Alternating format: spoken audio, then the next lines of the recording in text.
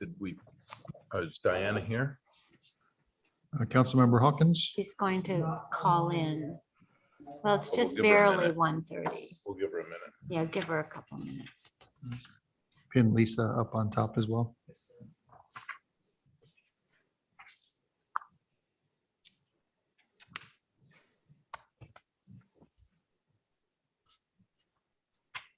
a lot of pressure, Anthony. You're handling it well.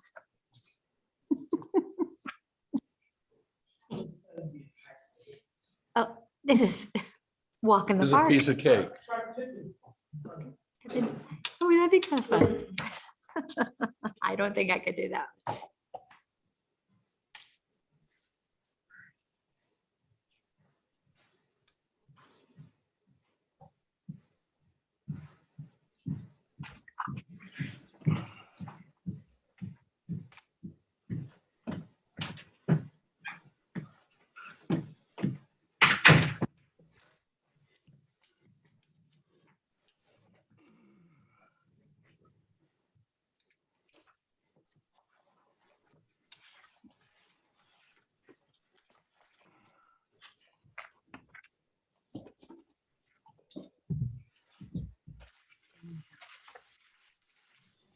When does the game come on tonight? Yeah, Yeah. just is not a good time. I mean, I'm just not gonna do it. What's being played in Dallas? What? It's being played in Dallas. No, but it's being shown at 6. I know it was because it's 8 o'clock in Probably. Dallas. Yeah. Councilmember Hawkins just texted saying she's coming in person. No, there's no room for. You're So just she'll gonna have probably to be a few sweat it minutes late. out. No, okay, we'll get her some space. All right, well, these are mine. Okay. Okay, so give her She kind of this. commingles her pile with yours. No, I said, you have everything. Do Yeah, I you have the whole everything. thing? Okay, we'll just give her a whole set. Well, we could move down. It's Well. okay, we're you okay. can There's move a the seat sun, here but for The her. sun's moving that way, so As it, I'll move down as the sun moves. Otherwise, you can run the meeting. I don't wanna run the meeting. Okay, then I'll sit out of the sun. Is that why you moved? Yeah, Okay, I missed it. you missed the thing. No, he thinks I have bad breath or something. Well, I'd say let's start the meeting. It's I- after 1:30. Well, it's Can we do a roll call, 5 please? minutes. She's on the way. Yes, sir. Councilmember Hawkins, I know she's going to be coming in shortly. Councilmember Polito, Here. Councilmember Lewis, Here. Vice Mayor Widmer, Here. and Mayor DeGolia. I'm here. Okay, first time on the agenda is public comments. Are there any public comments? Please. This would be for items that On. are on the agenda. It's a special meeting.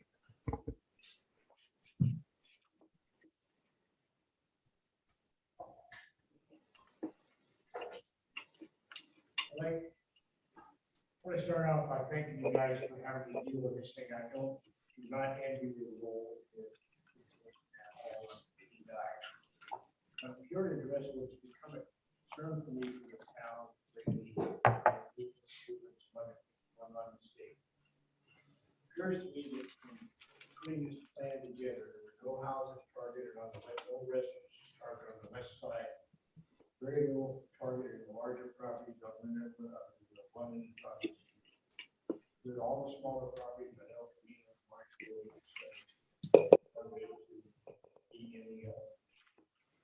Circus Club, the largest single piece of property in town, and they're all dying for about where that's also the school, not participating in any way.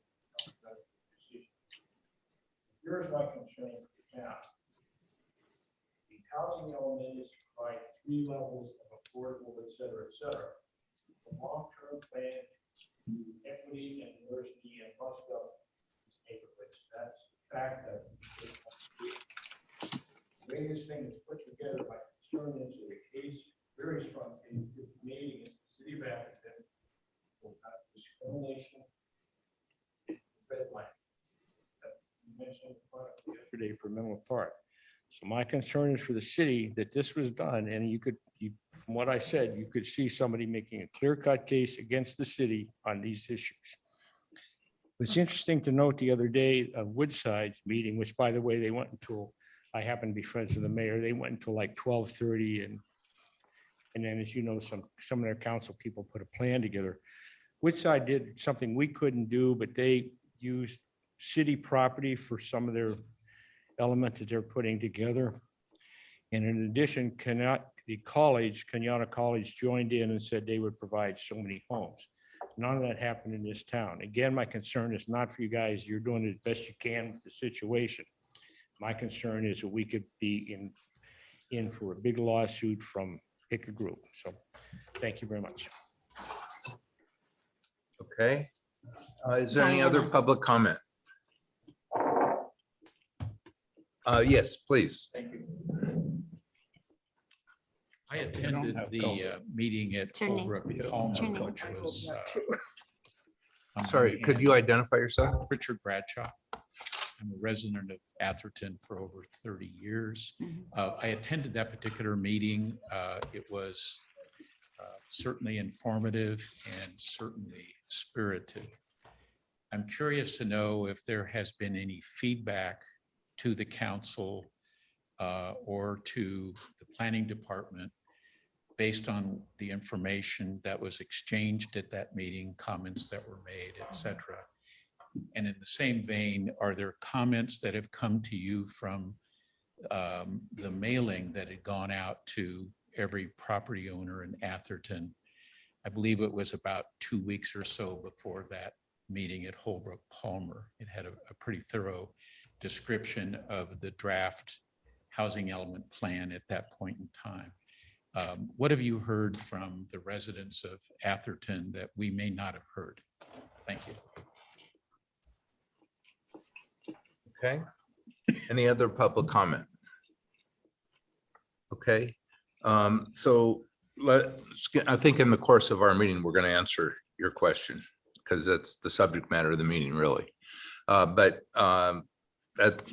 we'll close public comment and we will move on to the main item on the agenda, which is discuss the housing element strategies. Thank you, Mr. Mayor and members of the council. And you have also on the line Lisa Costa Sanders, the town's planning manager. There's no written staff report for this particular item, but the council did receive copies of information that was put out at that community outreach meeting that Mr. Bradshaw was just talking about as examples of what density looks like.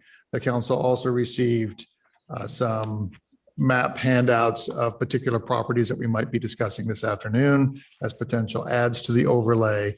And the council also received a housing element update background information with respect to how the density bonus laws work in the state. So with those as just background information, the intent of today's meeting is to follow up on last week's meeting where the council identified several properties for potential overlay. The outcome of that meeting was to remove the properties on Marsh from consideration for the overlay, to reduce the density allowance for the properties on Bay Road from 10 units per acre down to 6 units per acre. You considered 170 Atherton Avenue, which was an evolution of the meeting that Mr. Bradshaw was mentioning, that was put forward by a developer as a potential. The council tabled that one for addition. The council also considered 23 Oakwood at 20 units per acre, and then ultimately directed a reduction to 10 units per acre. Subsequent to that, there were some additional properties that were identified for potential overlay. One of them was at 290 Polhemus, with the corner of Alameda de las Pulgas and Polhemus. The other, I believe, was 97 Santiago, which is at the corner of Santiago and Valparaiso. And then 170 is also still on the table for potential discussion by the council. The recommendation from staff is that the council consider the addition of some additional overlay property or reevaluate some of the ones you already have in order to provide the housing element with a better shot at moving through HCD's process. HCD has already advised other agencies as well as ours that the heavy reliance on accessory dwelling units as one of our main avenues for compliance is not going to be an accepted strategy. While it may provide some, it may not provide all in their eyes, so the town needs some additional opportunities for consideration. So with that, I'll turn it over to Lisa Costa Sanders if she has anything addition to add. I think that was a very good overview. Thank you, City Manager. I don't have any additional comments, but I'm certainly here to respond to any questions the council may have. The Housing and Community Development Agency has expressed to other agencies going through the process that reliance on accessory dwelling units as a primary means of compliance with the state mandate is not an acceptable strategy. So if I could Yeah, ask I a was- question? Yeah, so we'll take questions from the council, and then we'll take public comments, and then we'll bring it back for comments from the council. So questions. Go ahead. Bill. No, go ahead. Go ahead, you please. go first. Did you have a question? I did. Well, I was hoping that maybe you would address the fact that I think some of these handouts are available for the residents who are here, and it would kind of answer some of the questions that the public speakers had. Yeah, answered. so let me follow up on that because I had a question on exactly the subject. Yeah. The written, what I call a staff report Memos. titled Housing Element Update Background Information provides a considerable amount of information about the density bonus on the overlay strategy. Was this provided to the public as a staff report so that if somebody were to go into the agenda today, they'd be able to obtain this? No, it's not actually a staff report for this particular staff meeting. It's background information. The density bonus information already applies. It's already part of our current code. So it was just informational for the council as an add-in. But Anthony, did you make additional copies of it?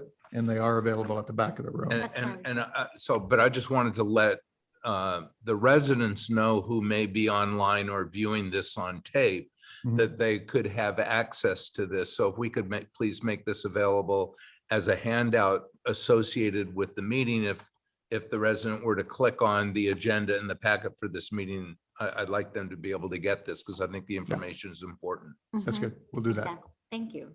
Thank you. So, Bill. So I thought that there was, some good items that were brought up by Mr. Massey. I know that we spoke with the schools about possibly having housing on their property. it's not And a they question. said that's not in the current future, but we could, if we wanted to, I assume, and Lisa, you could advise, we could zone it so that they could do that, even if they don't have plans for it. Wait, what's the question? Yeah. Can we zone the school district like Sacred Heart or Menlo School or Menlo College as being able to have multifamily housing on their property, even though they don't have current plans? Question one. Question two, we have a fire district, and the fire district is building brand new firehouses that have dormitories in them. And I know it's not their plan to update ours, although they're updating every other fire district house. But over an 8-year period of time, the fire district may actually find a need to upgrade that firehouse that's on Almondral. That could also be identified as specialized housing. And the question? Well, the question is, can we do that? So, Both of my questions were, are we allowed to do that? Right. Okay.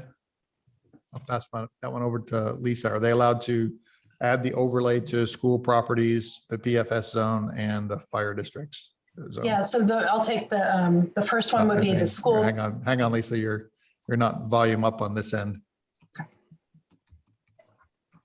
is she muted?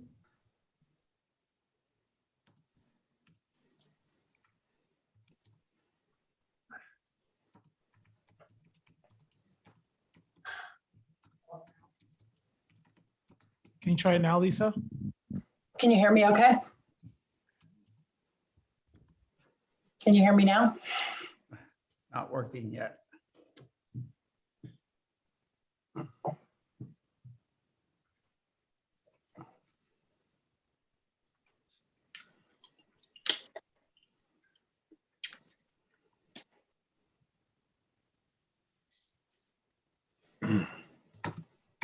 make a comment while she's trying to speak about this? Sure. It was my understanding that as part of this process, that the planners went to each school They did. and talked to them and asked them what, if they would consider adding housing to their properties. And all of the answers came back, Negative. not at this time. And so that resulted in those properties not being put into our plan at this point. Maybe or maybe not. It really, actually, I don't think it was discussed. Can you hear me yet? The overlay. The question is, can the overlay apply? Yeah, I understand, but the Yeah. schools weren't. yeah, but Menlo Park School District getting a new superintendent, that may change. Menlo, right? And. And then we can always, yeah. Yeah, but I'd rather have something down.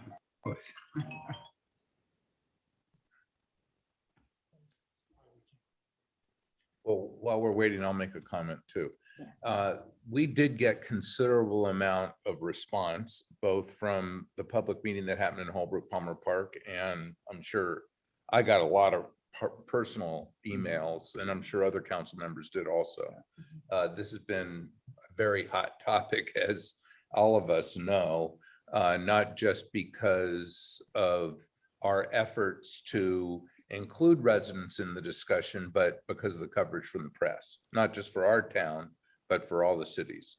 And coming out of the comments that I got personally were a large majority of comments from people saying we don't want to resist the state mandates, but we want to be careful about how we agree to any state mandates.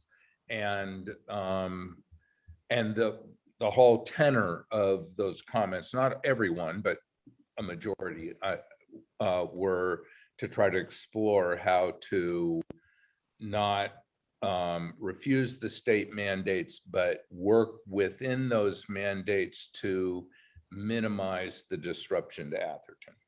That's the way that I would, that was the most comment I got. Mhm.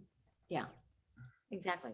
I did get a few Test, comments test, from people that wanted test. to actively resist them, kind of like Woodside had initially attempted to do with SB 9. And I got about an equal number of comments, maybe slightly more, but about the same of some people who felt like we should allow this overlay strategy everywhere in town, which the council hasn't considered.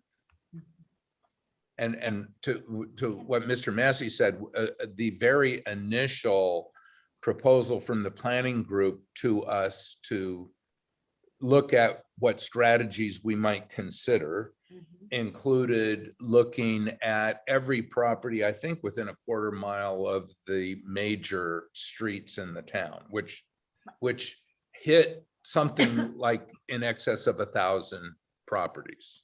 So it started out extremely broad and it narrowed down in 3 different meetings until we came to what we discussed both in the park and then narrowed it down at the last meeting to what I think are about 6 or 7 properties. So she's showing is muted. Yes, that's what I was gonna say. Can you ask? She she's- unmuted earlier. Can you give it a test now, Lisa, on your phone?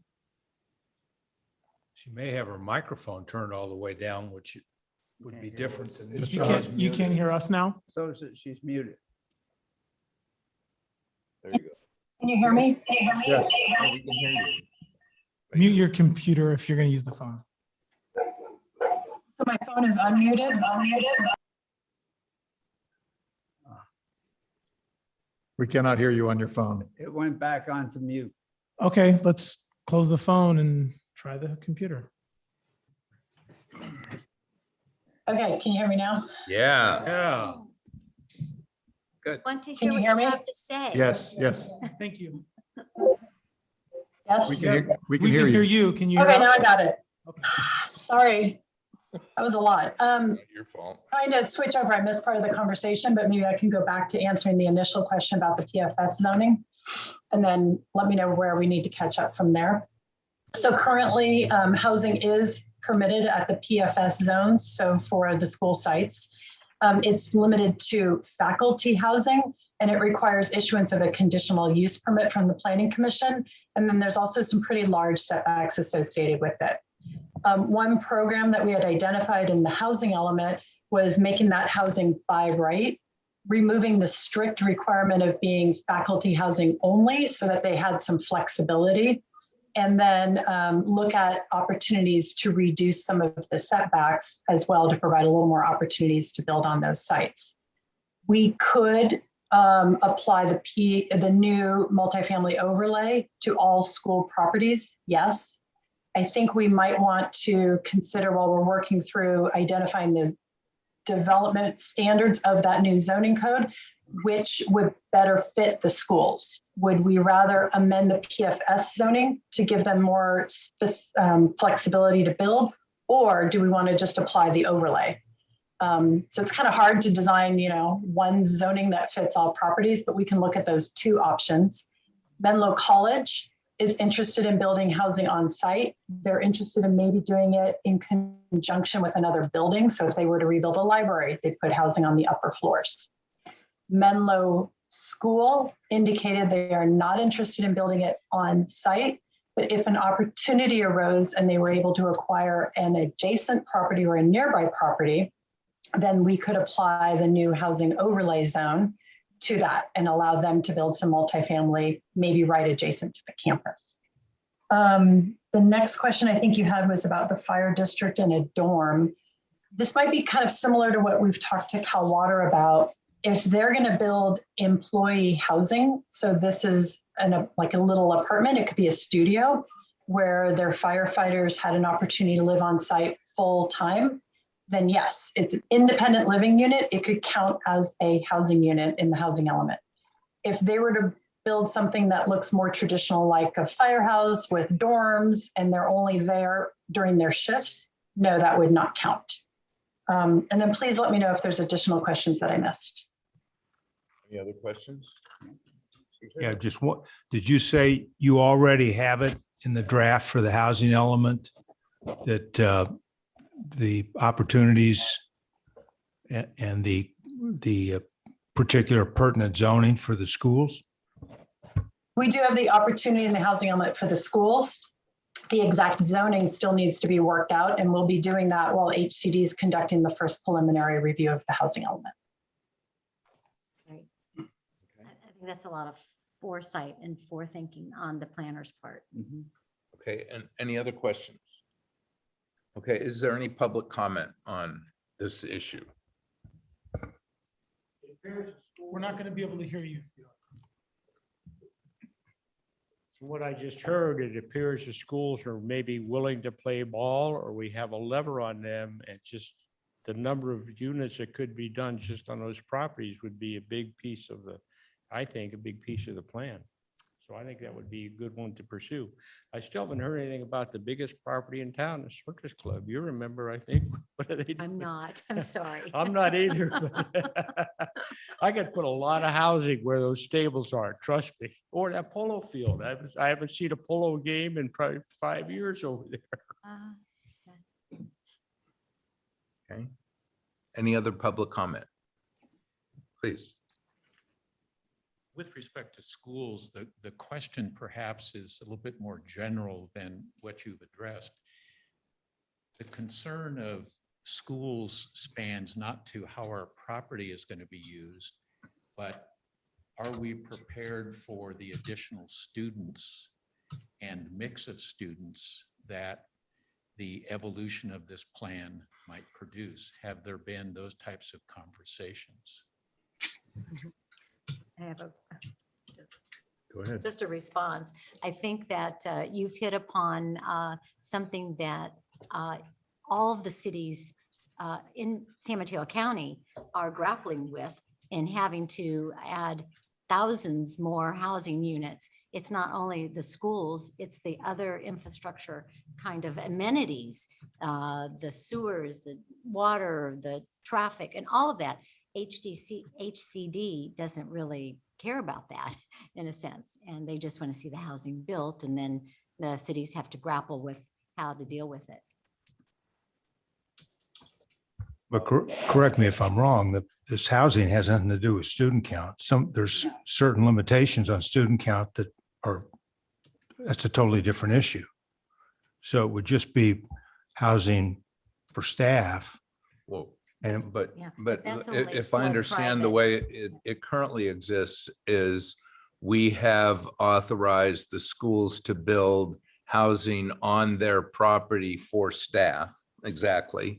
But the planners have also proposed and indicated in response to Bill's question that we could authorize housing on the school property by right, which would enable the schools to build housing for staff or for others.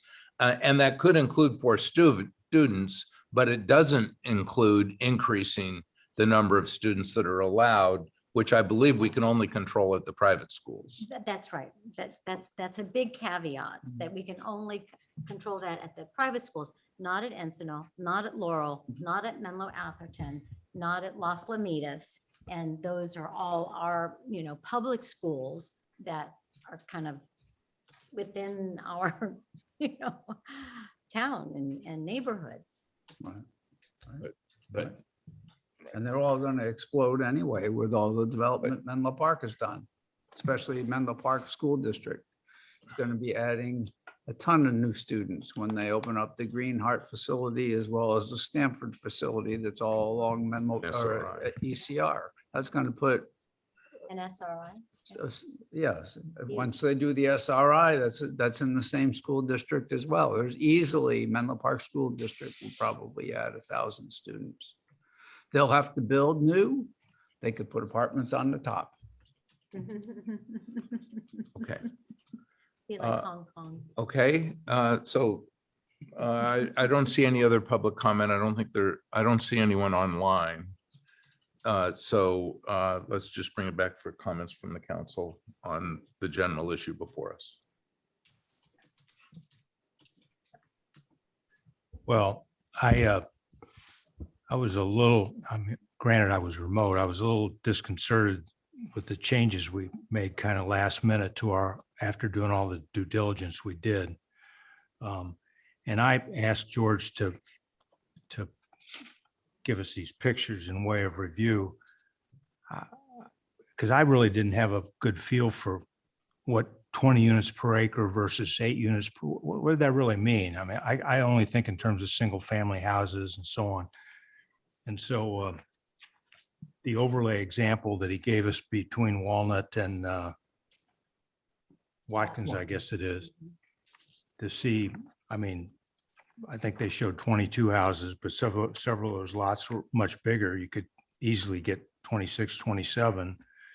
So that's an example. And those are real houses with real yards. Granted, they're small houses, but we have a lot of small houses in town. Our goal isn't to change every lot into small houses, but the point is that can be done tastefully. And these pictures show what I consider to be reasonably tasteful examples of much higher density than what's shown there between Watkins and Walnut. So I think we need to make a better good faith first submittal to HCD or we're in for a long battle, and it won't be inexpensive and it won't be fun. And so generally speaking, until I hear something that changes my mind, I'd be in favor of these additions, all three of them. And I'd certainly like to go back maybe and look at the densities we revised at the last minute, 3.5 hours into that last meeting. So, Go ahead. okay. I'll just follow along. And I agree with almost everything Councilmember Polito said. I do believe that we need to sharpen our pencil from what we did last meeting. I think every one of us up here on council wants to do the best for Atherton to retain Atherton's rural community and Atherton's feel. We don't want it to turn into a Menlo Park or a Daly City or, a larger, high density environment. But we really do have to put our best foot forward with our submission. And I think that our city planners had made some really good recommendations that we kind of modified and didn't listen to because we wanted to we wanted to try to do the very minimum. But in hindsight, I think that we need to add more density to Oakwood. I think that it's got to be economically viable, and to the developer who's going to be building these maybe low income units. And if it's going to be less per acre, then they're going to cost more, and they won't qualify as low or moderate income units. So I think that's something we need to really consider about that. I agree with Councilmember Polito that we really need to consider the 3 opportunities that are before us to add. And I think that we've got support from the property owners to do this. And HCD will look at the willingness of the property owner to develop as a reason to say, yeah, well, this is a viable plan. So that's kind of my feelings on that. Any other comments? You're really low. I know, I'm really low and I got my mask on, so I feel like a little kid. I don't know how to fix it. You want to stand up? No, I don't. I agree with everything that was said. I'm in favor of approaching this, and I've said this a few times before, with a set of principles. And the principles we talked about is looking at areas that are already immediately adjacent to density, looking at all the schools and other places like we talked about, and then looking at ones that are on high thoroughfare highways and streets. And if we start with those principles, then we can apply it to each of the ones that are before us. And then we're going from principles and not opinions. So that's the way I'd like to see us address it. That's good. Do you want to comment? Yeah, I'll make. So with just not knowing about any neighbor input on 170 Atherton Ave, I realize it's a very large piece of property. I've since learned that there is an 8-foot high or something close to that hedge that surrounds the whole property. So some sort of development there. In fact, that's what the owner wants to do, have some sort of development there because it's a substantial piece of property. So including it there, I think is not a bad decision, although I was hesitant before. I'm really excited about the possibility about 290 Pohemus. I mentioned Santiago in the meeting, and I appreciate that we have that on the list. I think that that's something that we should do. And I would like to maybe make a guesstimate of some housing for teachers, faculty members at both public and at the colleges, the private schools. I think that should go into our housing element. And I think that the fire district is an area here in Atherton. They have not only a house that somebody is living in full time with a family that's paid for by the fire district, as well as an old firehouse, which is currently targeted to be the last of the old firehouses, which I would think over an 8-year period of time is going to be upgraded. I would think it would have to be upgraded, especially now that we have a new chief. And you'll take a peek at it. So I think we should identify that area as one that we could potentially get some housing credit for. So I appreciate the work that staff has done on this. And I think that one of the things that we need to make sure that these people that are developing need to understand that with the density bonus that we've already got in our code, they can go above and beyond what the numbers are that are being allocated by, by this action. So there's a 20% density bonus. The only rivalry, you can add 20% more to whatever you're planning on doing. If in fact it is in the lower, rented or sold into the lower income areas where it's affordable to the lower income people, and the income level is targeted at for the San Mateo County area. So it's not like people making $20,000 a year. It's just substantially higher. Okay, so I think that's one thing that people didn't understand when I've had conversations with residents, that they have this. I think also I've gotten a lot of calls, like Rick has mentioned, on SB 9 lot splits, and people are considering that. In fact, I've gotten, calls from some people that have some older homes, and they thought, well, I was thinking of applying for the Mills Act, but now I'm thinking about just doing an SB 9 lot split.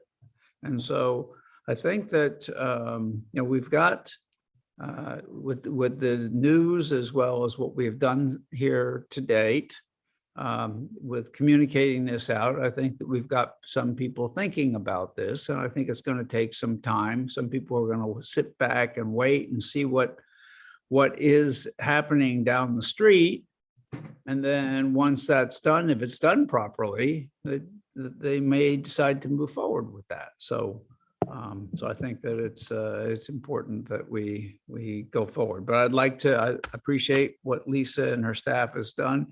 With regards to what was presented to us, I'm in favor of moving forward with those several properties that have been identified, as well as I mentioned, the other ones. Thank you.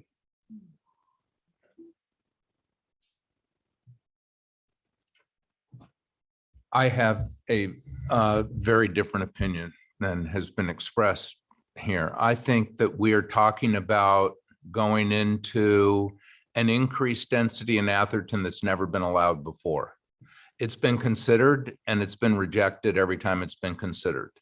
I know that when our city manager talked to Am Ramsey, who owns the property at 290 Polhemus, that she was upset that the council had refused to consider that property to be eligible for townhomes, which she wanted to do several years ago. And I think it's appropriate that we consider that now. I think it's appropriate that we set a set of principles and stick to those principles. And the principles, as I understand them, that we set were that we'd look at this overlay for properties that are on the periphery of the town, near smaller housing and or on adjacent streets, but that we weren't looking at major streets, but we weren't looking at that kind of an overlay on major streets that weren't in the periphery of town. I think what we're talking about, adding this overlay, is a radical move for this council and for this town. And I understand that we're being pushed into it by the state housing mandates. And I understand that the state housing mandates will create more housing. And I think we should find a way to work with those state housing mandates so that they're acceptable to the town. But I think going into the townhome overlay that we're talking about is something that we have to do with great hesitancy and care, because it's going to be a change, and it's not a reversible change once it occurs. So I think we have to go very slowly and make sure that each little step that we take works, or that we figure out how to adjust within that little step so that the next step is not more destructive of our quality of life and the fabric of our town. So I would go very slowly. I think it's appropriate to go slowly. I think I understand that we've got this requirement for 348 houses. It's not a requirement that I really understand where that number came from. It's been applied to us where our residents had no say, nor did the council have any say in that number. That number is significantly greater than we were required to zone for 8 years ago. And I'm not saying that we should resist that. I don't think we need to. I actually think we can make it work. And I actually think there's a silver lining in trying this overlay of townhomes, because I have heard from many residents that they're interested in that townhome opportunity because they'd like to downsize, particularly from seniors. But I've heard from very few people that they want to see that in places other than on the periphery of town. And so I would go very slowly with it. And I'm comfortable to go slowly, but I'm not comfortable to go more quickly than slowly. Of the 348 units that we have to zone for, we have been building an average of 33 ADUs. So the planning department has proposed that we be comfortable with choosing 35 units a year for these next 8 years. I think that's very reasonable. It's 2 units more than we have actually built. HCD looks at what you've actually built. Now, they might say that that's not good enough, that HCD doesn't accept ADUs. Well, we've built 33 units that are actual housing a year, and I think we should go with that 35 number. We also are seeing requests for SB 9 splits. So we're including some lower number, significantly lower number of SB 9 splits over these next 8 years. I think that's appropriate.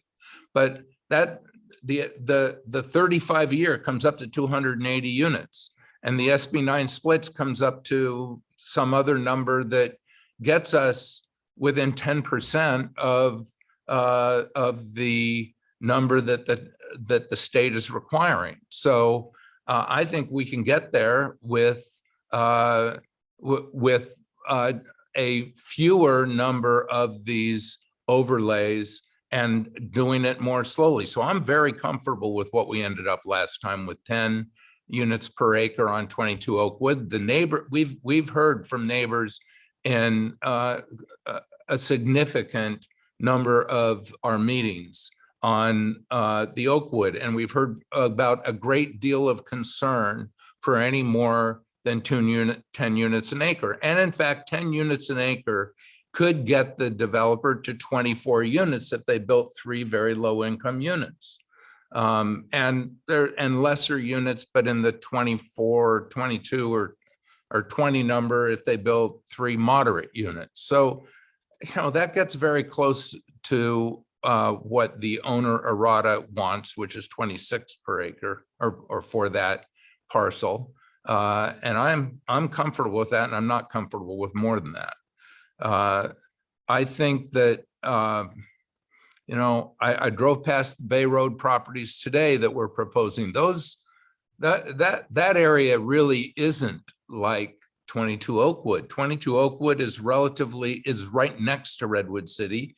And while there might not be multifamily, there's definitely smaller units, and there are multiple units on some lots in that Oakwood circle.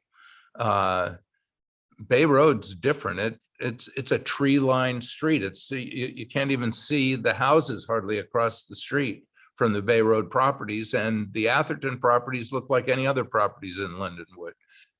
Us authorizing 6 units an acre on that is frankly 2 more than the property owner could get if they did an SB 9 split.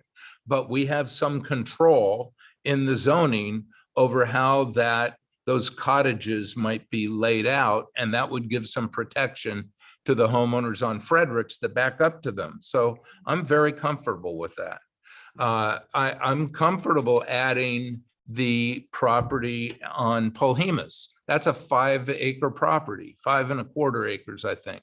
So if we added that, that would be another, if we did 10 units an acre, that would be another 50 properties. I mean, we're way over the number that we need to be at with that. And I'm comfortable with that. But I think that there's real serious interest in the 170 Atherton Avenue, because we've heard from both the property owner and the developer that doesn't own it, but is looking at it, that they could do something with that property in this cottages kind of configuration.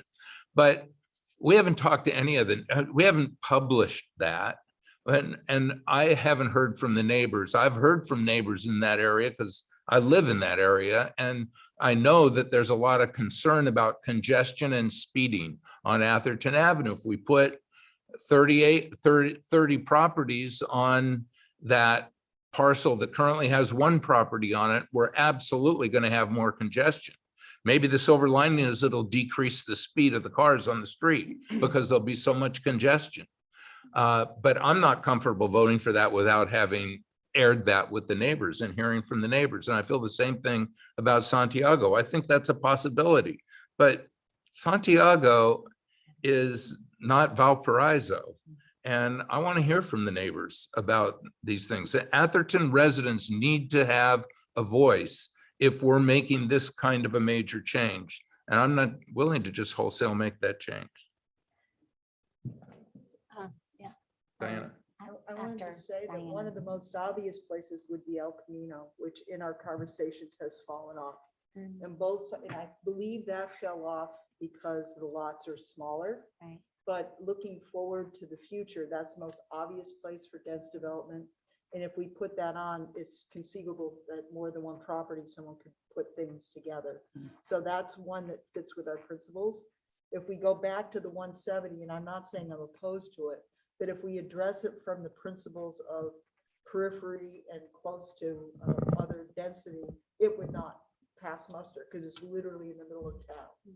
So again, if we're going to go back and look at things with the lens of a fair lens of saying these are our criteria, then that one would be one that would come up as, questionable.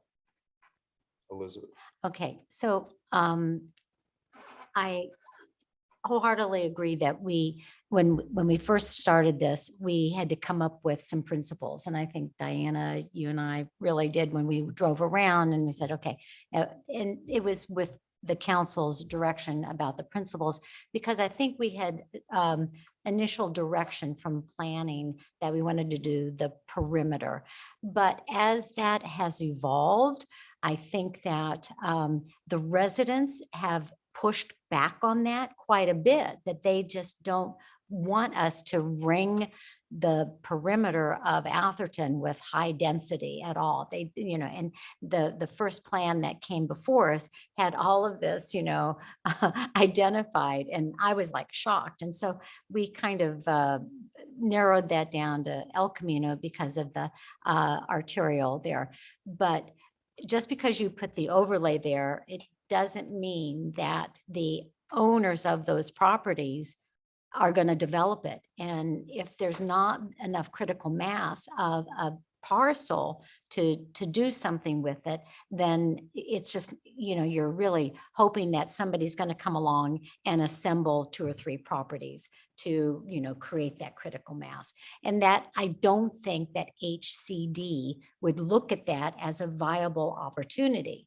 Okay, so I think we have to kind of readjust our thinking there. Regarding 170 Atherton, my opinion is quite different because I feel that the entire property that is owned by one individual is 8 acres. There are 2 2-acre parcels bookending the 4-acre parcel in the middle. And as far as adjacent neighbors, those 2 properties would be ostensibly developed to new large homes that would then be sold. And the middle 4-acre parcel would be developed very, in my estimation, from what I understand, with discrete cottage type community that people, it would certainly not be like a lot of low income, homes there, but it would add smaller homes. For instance, I could see myself selling my house, my big house, and moving into a community like that in Atherton. And Atherton Avenue certainly is a very, very busy arterial.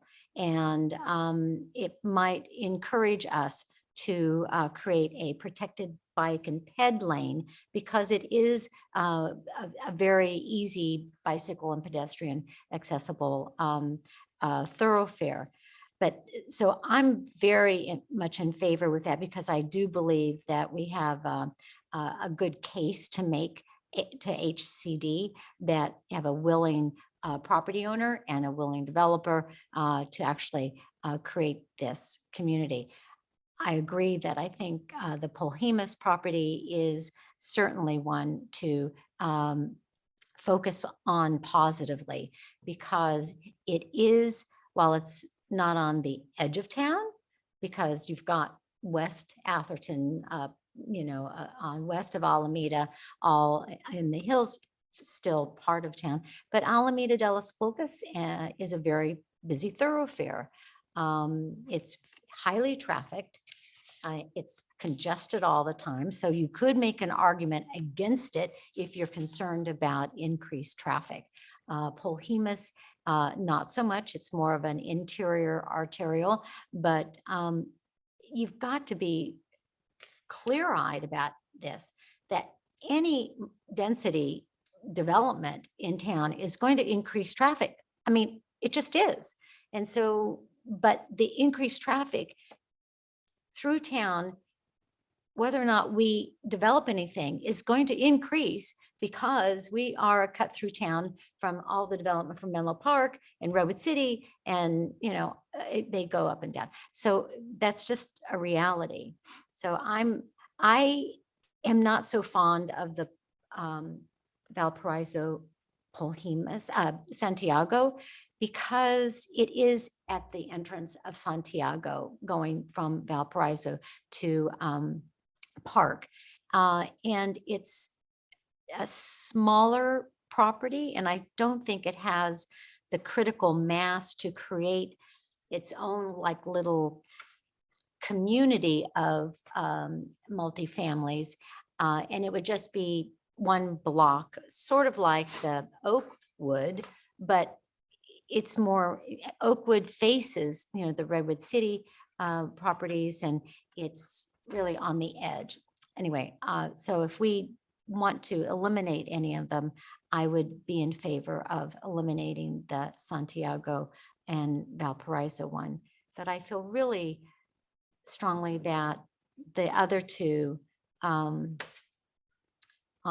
Atherton Avenue would be a benefit to our town and our community in the long run. And the Polhemus Alameda de las Pulgas, we have a very willing owner wanting to do that. And it would really solve a lot of the problems. Bill? Yeah, I understand your concern, Mr. Mayor, with regards to Atherton Ave.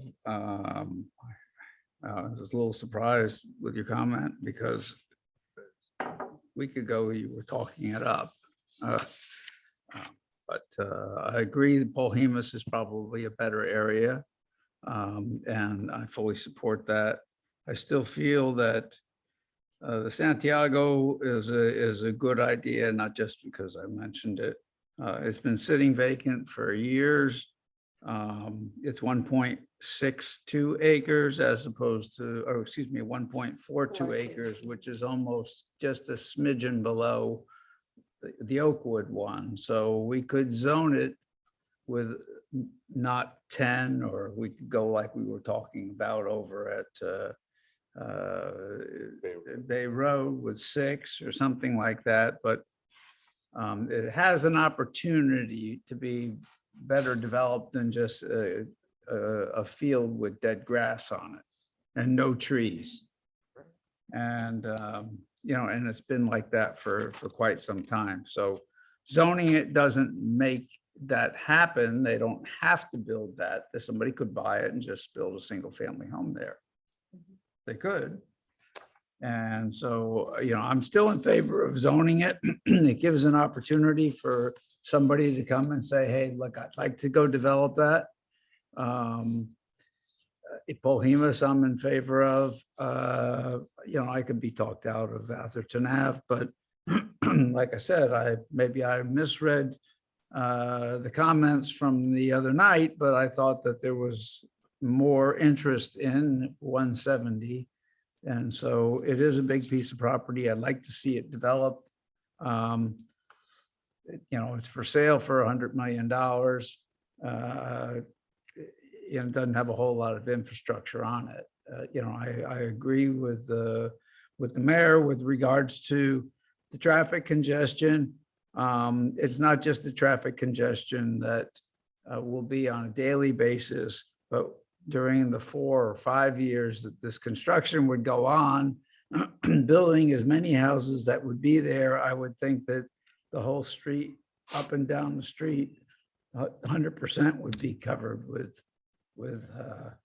construction trucks and things like that. So I think it would be a disaster during the construction phase. Construction's always a problem. Yeah, let me just respond on 170, because maybe I wasn't clear. It's not that I'm opposed to 170. I think 170 is interesting, and because of the configuration and the fact that there's this 2-story hedge that would hide anything behind it. My concern is I want to give an opportunity to the neighbors to be able to comment on it and share their thinking and perhaps concerns. And I want to do that before I take a formal position in favor of All that. right, So we that, would just to we would be hold clear. that back in our back pocket in case So- HCD doesn't agree. Okay, I can So go with that. So what about the neighbors around Polhemus? Bob. Go ahead, yeah. Elizabeth, the most important thing you said, when I was working in the yard today and realized how much more work I had to do in my yard, I'm going to move into one of those small units on 170 also. So you'll have at least one neighbor.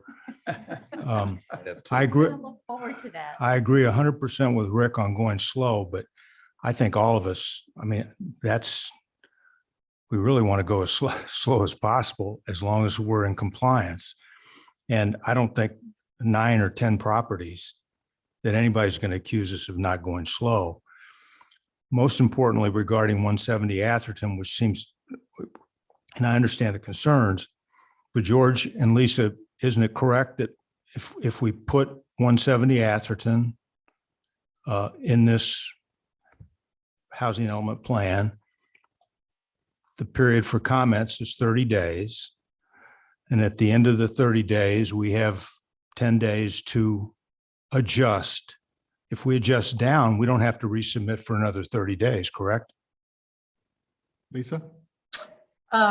We can adjust the housing element based on public comment prior to submitting to HCD. I need to look back on the state law if we made that large of a change, if we have to recirculate it. I don't think so, because it's just this preliminary review period. Right. So if we got tons of negative comments and everybody sitting up here had their minds changed on any one of these properties for whatever reason, and we eliminate it, this 30 days is the common comment period. Meanwhile, we're up against a very tight timeline to submit something that makes Sacramento think we really have any intention of complying, and we do. So I think we should move ahead with all these properties. And if we need to change it at the end of the comment period, we can downsize. We can remove a property.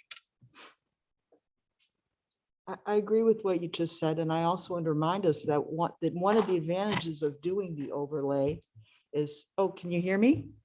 Sorry. Barely. Barely. All right, I'll take this off, sorry.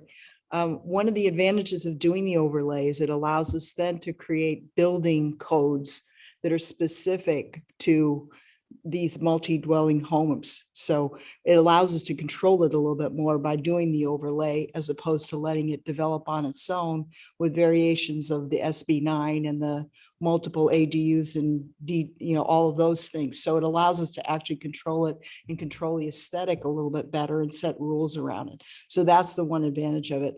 And the other thing you had asked earlier, what were the comments from the public? Sorry to hop to another thing, but one of the things that came from the publics was extending the rules on ADUs to go above garages. And right now, by the state law, we are required already to raise the roof. So in order to allow that, we wouldn't have to do very much to allow ADUs on top of the garages, which I think would really up ADUs. But that doesn't get us out of the dilemma that at some point we're going to have to account for those being rented, or maybe asked to account for those being rented, and all the issues associated with that. And there was one other thing that maybe George can explain better that came from the public that I didn't understand. Was remember, George, when they were taught that one of the comments that they talked about is creating a fund. Can you explain? That was another idea that came from the public that we had not discussed. Can you do a Sure. better job? than So me? that's something I think the council has heard before. And it was, so a property owner develops their property, and if it's over a certain amount of square footage, they have to contribute a certain amount of funds into a housing set aside fund that the town would then use to develop affordable housing. Larger communities did this largely as part of redevelopment agencies in the past when they have, they commercialize a land use area, there's a housing set aside, and then the agency uses that to actually build affordable housing on property that they may own. We don't have that opportunity here. And I think any development impact that we would add for this would be a small amount, incremental amount that we could certainly do. But it would take a long while for us to be able to afford to purchase a piece of property in Atherton to actually develop it. Yeah. I don't see that happen. Lisa, did you have anything else to add on that? No, but we have a consultant right now working on the study for the inclusionary ordinance, which is analyzing if we do have this overlay zone, what percent of those units we could require as affordable. And I asked them to also give us a proposal to do what George was just describing, is to have kind of an in lieu fee that could potentially be applied to single family homes to kind of offset that they're not building affordable housing on site, right? And we could use that money to further affordable housing. So we could be paying for a nonprofit organization like HIP to get the outreach to rent the ADUs. We could choose to subsidize some ADUs so that they're affordable for rental. There's a lot of different programs we can come up with to further affordable housing that are in addition to acquiring and building property. One of those, I'm sorry, sorry, go Lisa, ahead. just to jump in here as an opportunity presented itself. One of those is, as the mayor talked about, and I talked about, and I think you were in that conversation as well, Lisa, is to encourage teacher housing in connection with some of the local schools. Those funds could be used to promote that sort of a program. Yeah, I mean, that would be great, is to maybe leverage funds from the town as well as maybe the school district to acquire property and do a project together. I think that would be a lot of fun. And then the last thing is this could also be applied to commercial developments, and many other jurisdictions do that as well. So if the council wanted to apply it to the schools adding additional property, there may be a connection there as well. Yeah, so you may remember, I brought that up to you and said, let's get a fund up, and then we'll let people like Menlo College or whatever put together an application so they would have the funds to build it. But as you mentioned, rightfully so, no matter what the fund level is, it's going to take a long time to grow that. So building a fund like that, that's a great idea, but it's not a short-term solution to anything, really. And so we're back to what we're doing, the here and now, and because we have to get this document out. So we've got, we've mentioned several things. We're putting the schools in, we're doing the overlay on the school. I don't know whether or not you think it's a good idea to put the overlay, as Mr. Massey said, on the Circus Club. We could always do that. They just can't take it off. We can take public comments and adjust later as Councilmember Polito had said, rightfully so. But I do think at the end of the day, taking what we've got, taking Santiago, if we want to make that smaller, not 10 lots per acre, not 10 homes per acre, but like we did before on Bay Road, 6, that's fine. I believe that Polhemus, there was an okay with the homeowner. I know that there's interest from the developer as well as the homeowner on 170, but I agree with the mayor. We need to get input, and if we feel as a council that the input that we receive over the 30-day period would suffice, then I'm okay with that. But I think we do need to. That was my question when we brought this up a week ago. What do the neighbors think? And I wasn't willing to just go ahead and take it as what was in the staff report and just say, let's include it. So anyway, that's my comment. So I would recommend to the council that we take these one property at a time. If you don't want to do that, that's fine. You can handle it as you wish, but I personally have differences on some properties than others, so That's fine. I'm okay. I also have a question for Lisa, which is in the course of discussing your contacts with the schools, I understood you to say that Menlo College indicated an interest in building housing on its property. Could you both fill that out a little more? And is there a suggestion on something we should do with respect to that property to enable what they said they're interested in? And if so, what would that look like? I know that the neighbors to that property would be very interested in knowing specifically what that might look like. So yes, we spoke with Menlo College on a couple of different occasions. And one interest was building some faculty housing at the corner where their parking lot is right now. I think it's the O'Brien parking lot. So up That's at Alejandra and El Camino. That was one area that they had identified, and the thought was they would maintain parking at the ground level and then have possibly 2 levels of housing above that. The other location is more central to the campus, where they may have a building that needs to be replaced, and that would be their opportunity to fundraise some capital funds, and then they would put housing above that building, so having it more central to the campus. And one of the things they asked about was the ability to exceed the height a bit and reduce the setback on El Camino, and then as well as if they're in the central of campus, that ability to exceed the height as well.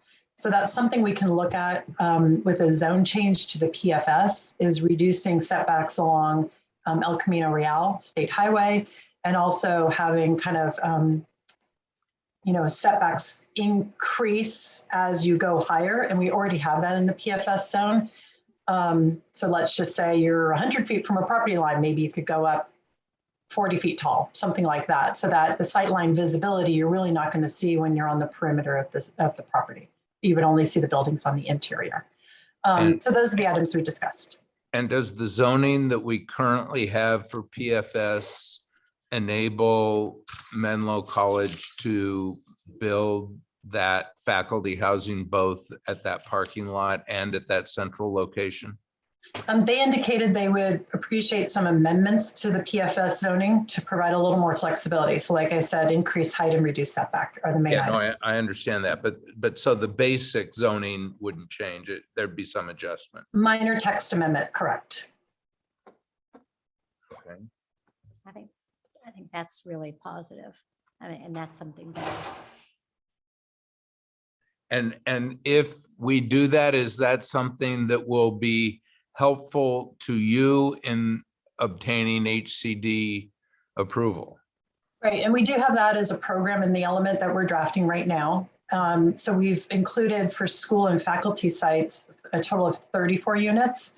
So that considers some development at Menlo College and possibly adjacent to Menlo School, as well as what we talked about, a few units at the Cal Water site.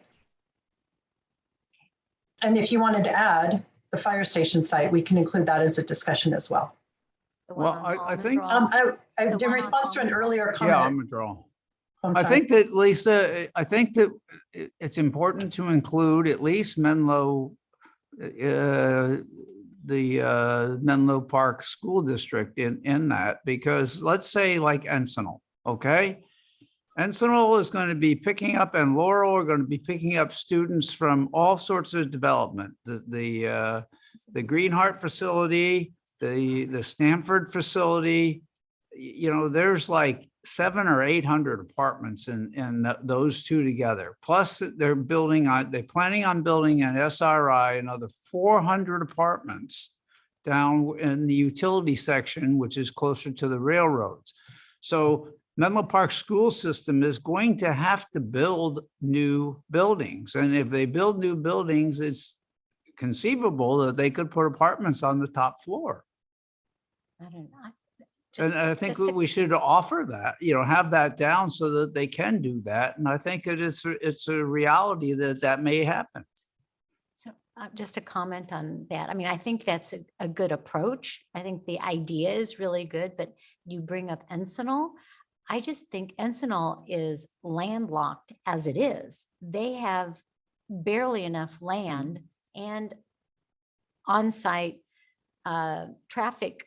Got Laurel as well. But I know, but Yeah. Encinal, I mean, I could be really wrong, and I don't see where they're gonna tear down those buildings and build high rises for school and apartments on that little. I think they're kind of like Laurel maybe, but anyway, I guess you could just do a blanket overlay, but I think you Mhm. have to kind of consider if you're gonna add one, Mhm. the reasonableness. No, of the it. school that has the most property. is MA. Reasonableness. Do we have zoning control over That's- public schools? That's exactly what I was gonna note is we would need to work out the intricacies of how that works and what our level of control or authority would be to manage the zoning and land use of public schools. I thought any construction on public schools goes through the state architectural. It does. Lisa's got a comment here, but Yeah, I did want to clarify that any changes to the PFS zoning district would apply to the public schools as well. And the regulation, according to the State Office of Architect, is that any school-related building, so it's supposed to be for classrooms, is exempt from local zoning. And so I'd want to talk to our city attorney to see if teacher housing met that exemption. For example, if they were to have some cell site that's privately utilized, that goes through our zoning and it does not qualify as a school facility. So we need to clarify that with the city attorney if teacher housing would be exempt as well.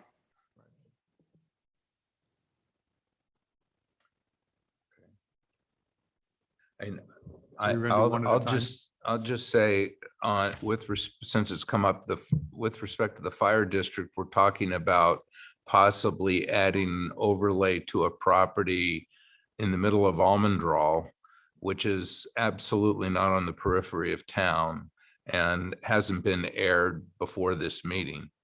I'm not comfortable doing that. I agree. And it would not produce a significant number of housing units. You know. So anyway, I think that should Okay, not be so included. I'd say that if we want to take these one at a time, somebody should make a motion on a property, you know, for a specific property. We can consider that, and then we'll just take motions until we're done. Well, you want to take the hard one first? I'd make a motion that we include 170 Atherton Avenue with a limitation of 8 units per acre. I'll second that. Okay. We're all here, all in favor? We have to, oh, that's right. Do a roll call. No roll call. Okay. We can do a roll call. Yeah, do a roll call. Councilmember Polito, In favor? Councilmember Hawkins, Can I abstain?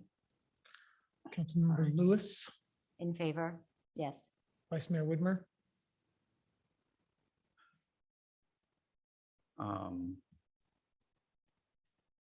I'll move forward with putting it in the plan, yes. thank you, sir. And I Mayor- abstain. Okay, So I didn't hear that. Do we have two abstentions? Is that what they were? 2 abstentions, But motion passes. but it passes with 3. Okay. So I'll make a motion to approve the inclusion of the property at the corner, of the 5 acres, not the entire property. I think it's just her 5 acres, the whole, It's one parcel. it's One all one parcel, yes, parcel? I thought it including was her 2. home. That's correct. Okay, Is it Polhemus? which is more than 5 acres. 290 5.25. Polhemus is what we're talking about? Yes, it's a Alhemus. quarter of Polhemus and Alameda de los Pulgas, 5.27. 5.27. Second, plan. And at what density? Well, that's a question. We didn't do the density on the last one. You said Yeah, we 8 did. units per acre. How many acres? 8, 8. Okay. all right. 8 per Sorry, acre. I didn't hear 10 that, maybe. sorry. I think I 10. still voted. I think I would 10. support, 10 I would support 8. on her property there. Okay, I'll do 8. We can always maybe adjust that. Okay, can we do a roll call? Yeah, I'm gonna Oh. repeat these just to make sure that we're all Wait, clear. that's So your motion, right? That's my motion. Is there a second? He I did. believe he Councilmember seconded. Polito. Second, okay. So we have a motion by Councilmember Lewis, a second by Councilmember Polito to include 290 Polhemus at 8 units per acre. Yes, Okay. Councilmember Hawkins, Yes. Councilmember Polito, yes. Councilmember Lewis, yes. Vice Mayor Whitmer, Yes, and Mayor DeGolia. Yes. Motion carries.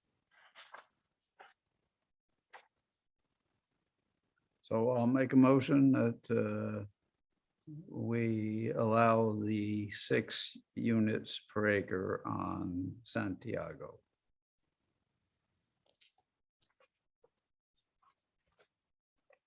Second, That's real crazy. Yeah, And the density? 6 units per acre. So we have a motion on the floor by Vice Mayor Whitmer and a second by Councilmember Polito to include 97 Santiago at 6 units per acre. Councilmember Hawkins, Yes. Councilmember Polito, yes. Councilmember Lewis, No, Vice Mayor Whitmer, Yes, and Mayor DeGolia. No. Motion carries. Is there any other motion? There's the Oakwood There's property. Watkins. No, But we've already approved. Do you want to But amend it? I want to amend it. Yes, I want to reconsider what the Well, then make a planning. motion. Okay, I'd like to make a motion that we reconsider the Oakwood property at the density that was recommended by city planning and what was coherent with the proposal that was actually given. I'll second that. which is what? I don't know. 20 an acre. That was 20 units per acre, An acre. 23 Oakwood. Mhm. Okay. Can I ask a question before we go any further on that? Mhm. 'Cause I was a little confused before. He needs 26 units or does he need? The property owner has advised that he would prefer 26 units, but it's not set in stone. So at 20 units per acre, that get, so no density bonuses or no bonuses to get to 26 then? That's correct. If you wanted to go the density bonus route to get him to 26 units, that would 32. be about 14 units per acre.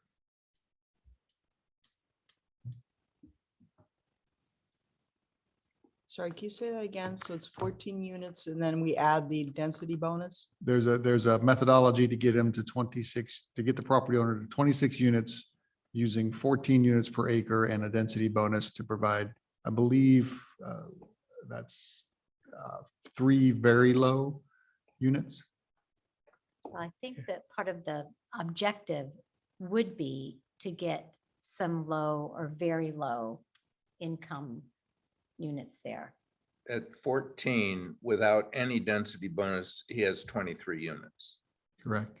And then with the density. So with the density bonus, it depends what income level it is, moderate, low, or very low. With very low, he could get 35 units or 33 units, 34 units. 30. It seems that 50%, and you'd have to have 3 very low income properties, so he'd build 20%. 34 units, 3 of which would be very low income. Would that be 20%? It's not 50%. It's 50% if you build 3 very low, it's on this staff report that was distributed today. Yeah, So 14 units per acre. 1.6 acres. It's 22 units, 23. Lisa, can you do these faster? If he were to, he's 1.6 acres, 14 units per acre, and very low units to So provide. that's at 14 units an acre, it's 22 units. And you're saying 22.4. 22.4 and you round up. You round and up, then it's a you're lot. suggesting he does 20%. I don't think so. He does the very low income category units. For 4 or 5 units, and then you would get a Well, the 50% staff density. report says 3. The staff report says, That was based on the 10 unit an acre scenario, I think. At 16 units, Yeah. the And the that's 20% would be 3 units. you just go with college students, 35. So you said get 14 a units deal. an acre would be Right. 20, Right, Sorry. 14 units per acre. What would that get him if he provided the very low income category? at 20%. Yes, You would have to provide 5 very low income units. And then, yes, you would have a 50% density bonus, so 14 units per acre, so he gets 7 more. 7. Is it correct that this is of all the properties we're considering, this is the one that could get us low income? Because remember, we do have a requirement to get low income. And so to me, this is one I would like to see considered. and you could force it anywhere.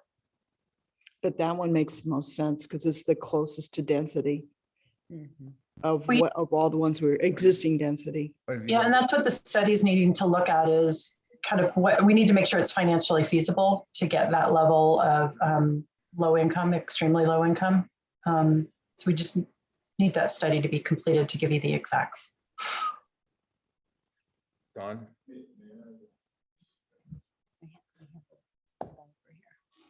My name is Dave Arata and I represent 23 Oakwood. We did this before SB 9. We turned in some plans and I think you've all seen them. There's 26 units spread out over the whole property, period. The first units are set back 70 feet so that it looks like Atherton. From the street, after it gets built, you probably won't even see the other units because they're all 2-story. This is something that's going to look like Atherton, and as residents, you'd probably be proud to see it when it's finished. Now, I've asked this question before and never got an answer. If I'm building something and I'm going to sell it because we're not in the rental business, we're all in our close to 80, the 4 of us. So we're going to get rid of it. So what is low income? If you want to build low income houses, don't do it there. Just forget it. That's not going to work. Because you can't put a number on that would be rentable for $1,500 a month or $2,000 a month. It just doesn't work. So all we want, and I think when you think of multiple housing, you're thinking of big high-rise things and all this. This is not that. This is a nice little thing. It would be considered discreet if it was on one, I think that's the word to use, 170 Atherton Avenue. So that's where I'm at. And, I'd love to do this, but the other thing is that naturally, if you want to cut it down in lower units, that's fine. Maybe. But all I have to do is I need square footage, so I would just make them bigger. But the low income, I don't want to put a low income house on that property. I don't. So if we approve it at 16 per acre, you're going to get your 26 units. Is that what it is? Yes. Yes, that's what I'm asking for, 26. No more. Because, at one point when the state says that dead site bonus should be 20, that means it goes up to 32. I think that would ruin that whole project. Lisa just changed what she said in the Thank you staff very report. much. That's confusing. We're trying to get to 26 no matter what. Well, I think what we're also trying to get is to make an argument, a case that will support that we're going to accommodate and build low income and moderate income housing. So I think that we need to get some input from Lisa on this, how she's going to spin it. Yeah, if they're selling the house, if they're selling the townhouses or whatever, what constitutes a sale price for something that a low income or mid-level income could pay for? We need to back into that, and it takes a bit of effort, so I don't have that number, but it's quite low. I mean, I think it's in the $300,000 range. What you do is it depends on the unit size. So just say it's a 2-bedroom unit, they're able to pay $3,290 a month. You need to take out the homeowner's insurance, the HOA, and then whatever's left is available for the mortgage. And so that's how you arrive at the sales price. So there are It would need to organizations. be restricted for a period of time, right? The 55 years. So if they were to sell it, they need to find somebody that also income qualifies. And the sales price, again, would be calculated the same way it just was. They could be So paid- just 1 second. So organizations like HEART and HIP, who work with low and moderate income families to get into some of these more market rate units or a bit lower market rate units, would that qualify? They could get some assistance, certainly, but the purchase price is still set. What most jurisdictions have is they have, like, let's say they need to have 2 units affordable. One is low and one's moderate. So it's kind of a mix. Our consultant doing the evaluation, that's not yet complete, unfortunately, was anticipating it would pencil out at the moderate income level and not the low income level. But there might be a sliding scale. So if you have to do 4 units affordable, one's low, 3 are moderate. There might be some mix like that in there. And then just to respond to the other comment, we are looking at having the ADUs achieve the very low. Some of that school and the facility site also achieve the very low in the low income categories. Right. And when I looked at the requirements to get these qualifications for the low income, the deed restrictions and the 55 years or whatever it is, it's crazy. Yeah, it is. It's just crazy. So I'd like to get, it's your motion, but I'd like to get it approved at whatever I just did the math on that was going to get him to his 16. I can't modify your motion, but you can. I'd like to You can modify my amend it. motion. Well, I want to speak on it. I think I'm opposed to the motion. I feel a real commitment to the surrounding residents not to approve more than 10 an acre, and that's what I'm going to vote for. I do think that we can get to the low and very low income, not from anybody building housing and trying to sell it in Atherton with a 55-year restriction. That it's not going to happen. Yeah. We're not going to be, the Aradas are not going to build a property and be able to sell it with a 55-year restriction for very low. It's just not going to happen. The property's too expensive in Atherton. You can't change that. You might want to change it, but you can't change it. And if you do change it, you're going to have a firestorm from our residents, and I'll be with them. So I just think that's the wrong approach. I think the right approach to get to low and very low income is to look at the ADUs. There are plenty of ADUs that people are building that their parents are moving into or their kids are moving into. And I believe that we can find a sufficient number to satisfy the very low income requirements. They're paying very low rent and they have very low income. And the fact that they're parents and children is completely relevant and shouldn't be discounted. And I think that there are other people who I've talked to who want to rent their properties for teachers. We just need to help them put in place a plan to help them do it. People will rent their ADUs at a low and very low rate. I think we can qualify in that area. I agree. That was convincing. I'm confused. Do we have a motion on the floor or not? We do. We do. I just need clarification on the units per acre. I believe she modified it to 16 units per acre. And then Councilmember Polito, are you agreeable to a modification to that? That was your, I- that was your. I motion. Is that Yeah, I would is that second. an amendment by the city manager? No, it's amendment by Councilmember Amendment by Hawkins. me, I was just letting other people do the math for me. So I will accept other people's math and I'll put that as my amended, I can show you how to do it. And I will second. So this is on Oakwood.